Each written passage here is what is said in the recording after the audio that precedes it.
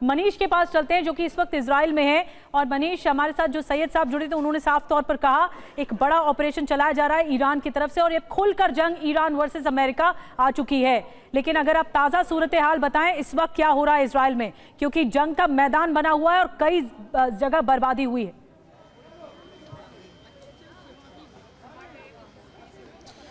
धन्यवाद निधि, मुझे मौका देने के लिए। तो जाहिर है कि TV9 की टीम अभी उस लोकेशन पर मौजूद है जहां पर मिसाइल गिरी थी और यहां के सूरत हाल लगातार हम दिखा रहे हैं। देखिए, जंग तो चल ही रही है और दोनों तरफ से अपनी पूरी ताकत के साथ ये जंग चल रही है।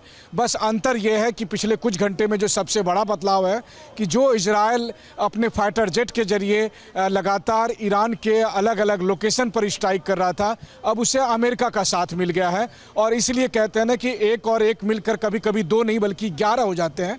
ये मामला कुछ इसी तरीके का है। कौन सही है कौन गलत है, ये अब बात की बेमानी हो चुकी है, क्योंकि दोनों पक्षों के अपने अपने दलील हैं। और फिर वो तुलसीदास जी कह गए हैं कि समरथ को नहीं दोष गोसाई।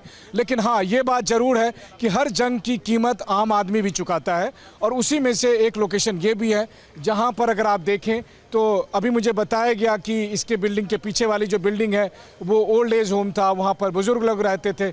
बल्कि अगर मैं कहूँ तो इस एरिया में मैं कल शाम में आया था जब जेरूसलम की एक सांसद मुझे मिलने के लिए बुलाई थी और मैं इंटरव्यू के लिए आया था।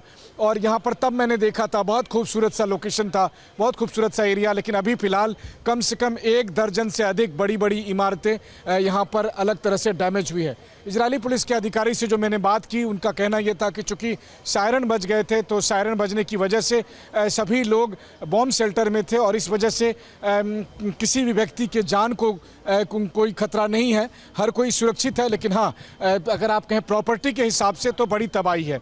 असल बात यह है कि जिस किस्म के मिसाइल का इस्तेमाल हो रहा है इस जंग में वो अपने आप में अप्रत्याशित है। यानी कि अगर आप कहें कि बीते 3 साल में रूस और यूक्रेन के बीच इस तरह के मिसाइल कभी कभार इस्तेमाल होते थे जो ईरान के तरफ से इजराइल पर अक्सर किए जा रहे हैं, चाहे वो फतेह-1 मिसाइल हो, खैबर मिसाइल हो या दूसरे और बैलिस्टिक और हाइपरसोनिक मिसाइल हो।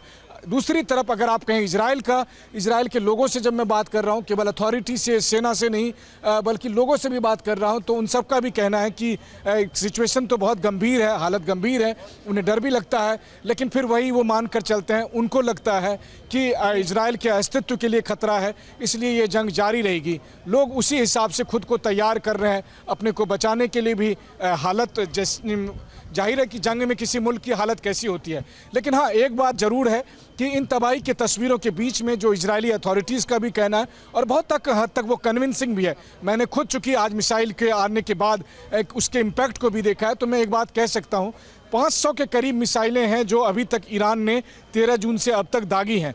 वहीं दूसरी तरफ 500 से 700 मिसाइलें ऐसी है जिसको लगभग अपने एयर स्ट्राइक में इजराइल ने ख़त्म किया है ईरान के भीतर। और ऐसे में भी लगभग 1500 से 2000 मिसाइलें अभी भी ईरान के पास बची होगी। अब ईरान को तय करना है कि वो मिसाइलें सारे के सारे इजराइल के पे ख़त्म करनी है या फिर वो अमेरिका के बेस पर अटैक करेंगे। क्योंकि अब तो ये है कि अब जहाँ पर ये युद्ध था 8 दिन से, अब ये नेक्स्ट लेवल पर चले गया है। अब केवल ईरान के सामने इजराइल नहीं, अमेरिका भी खड़ा है। और अगर अमेरिका के एक भी बेस पर अटैक हुआ तो मतलब अब ईरान के खिलाफ इजराइल और अमेरिका मिलकर लगातार स्ट्राइक करेंगे, जैसा प्रेसिडेंट ट्रंप ने कहा है। तो मतलब यह है कि सिचुएशन और ज़्यादा गंभीर होगी और अधिक हमले इजराइल पर भी होंगे। और TV9 की कोशिश होगी कि सुरक्षित रहते हुए सही, लेकिन उन तमाम खबरों के बारे में सटीक जानकारी आपको दे सके और निष्पक्ष जानकारी दे सके। बिल्कुल मनीष, इस बीच कियोस्क का माहौल है और इस टेंस माहौल में इस वक्त चीन, रशिया क्या कर रहे हैं, कैसे प्रतिक्रिया देंगे, ये युद्ध किस स्तर पर पहुंचेगा। एक आगे लकीर तो अमेरिका ने खींच दी, लेकिन जा कहाँ रहे हैं। राजेश पुरोहित जी थोड़ा और बेहतर समझा पाएंगे, चीन से हमें ज्वाइन करें। राजेश जी, अब क्या बाकी मुल्क भी कूदेंगे इस युद्ध में, क्योंकि युद्ध तो बड़ा कर दिया है अमेरिका ने, एक ऐसी लकीर खींच दी है कि अब रशिया भी मजबूर होगा प्रतिक्रिया देने के लिए, चीन भी होगा। क्या होगा आगे, आपको क्या लग रहा है? जितना चीन के बारे में मैं जानता हूँ, मुझे नहीं लगता चीन इसमें डायरेक्ट पार्टिसिपेट करेगा। हाँ, ये हथियार और मॉरल सपोर्ट का जरूर सपोर्ट एक्सटेंड करेगा ईरान को। लेकिन जहाँ तक डायरेक्ट लड़ाई का सवाल उठता है, मुझे नहीं लगता चीन इसमें पार्टिसिपेट करेगा किसी भी तरीके से। ठीक। आपने दो टूक कह दिया कि चीन इसमें इंटरवीन नहीं करेगा, लेकिन चीन का सपोर्ट है ईरान को और ये बात जग जाहिर है।